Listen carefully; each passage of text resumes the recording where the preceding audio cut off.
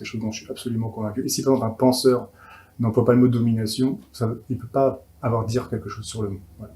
Il n'y a pas le mot violence, violence physique, violence symbolique, le mot incorporation, le mot aliénation, etc.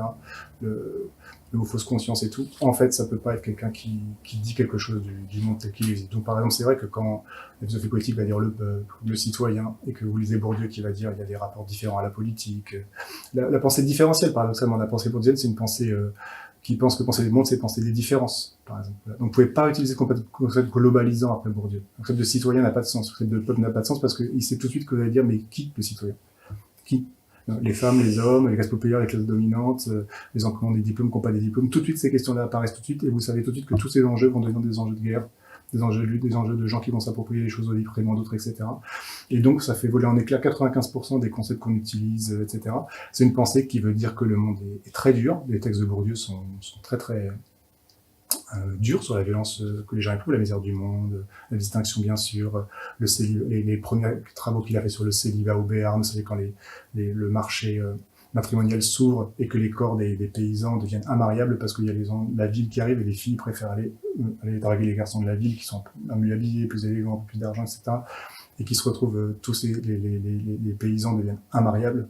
Et donc, il y a une crise du suicide et du célibat dans la condition paysanne, enfin des choses comme ça qui sont des belles analyses très, très, très, très, très importantes, très belles. Donc ça, je pense que c'est vraiment pour moi, l'auteur le plus émouvant et le plus puissant du XXe siècle. Vraiment, je le crois. C'est l'auteur que j'aurais lu probablement le plus. Et puis, l'autre chose quand même très importante chez Bourdieu, c'est cette idée, très importante pour moi aussi, c'est qu'il y a une importance considérable de l'intellectuel par rapport aux mouvements sociaux. C'est-à-dire que les gens ne sont pas... par rapport à la gauche mainstream contemporaine, l'idée qu'il ne faut pas parler à la place des autres, par exemple. Ou l'idée selon laquelle il faut laisser parler les autres, laisser chacun parler de son expérience, etc. Pour nous, c'est quelqu'un qui nous a appris que les gens sont plutôt en illusion par rapport à eux-mêmes, que les gens n'ont pas la vérité sur eux-mêmes, et que c'est pas parce que les gens parlent qu'ils ont quelque chose à dire ni d'intéressant, ni de vrai, parce que le monde social est plutôt affaire de méconnaissance, d'illusions, d'incorporation d'idéologies fausses, etc. Et que par conséquent, l'intellectuel peut avoir pour fonction de dire la vérité à un mouvement ou à un individu sur lui-même que lui ignore.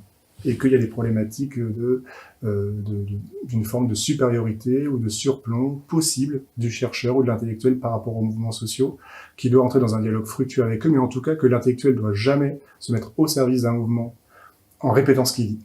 Et par exemple, le livre avec Assa Traoré, moi, il y a des moments où on n'est pas d'accord, sur la question de la punition des gendarmes, sur la question du terme violence policière, sur plein de petites questions comme ça, on assume qu'on n'est pas d'accord, et qu'un intellectuel n'a pas pour fonction de devenir un porte-parole, il doit être un interlocuteur, donc il doit dire des choses dialectiquement différentes de ce que les gens pensent spontanément, et qu'il n'y a pas de transparence de la conscience à elle-même, donc c'est pas parce que vous êtes dans une position du monde social que tout ce que vous dites doit être ratifié dans l'espace intellectuel et politique, qu'il y a des conditions d'accès à la vérité, et ces conditions, c'est le travail intellectuel et la recherche.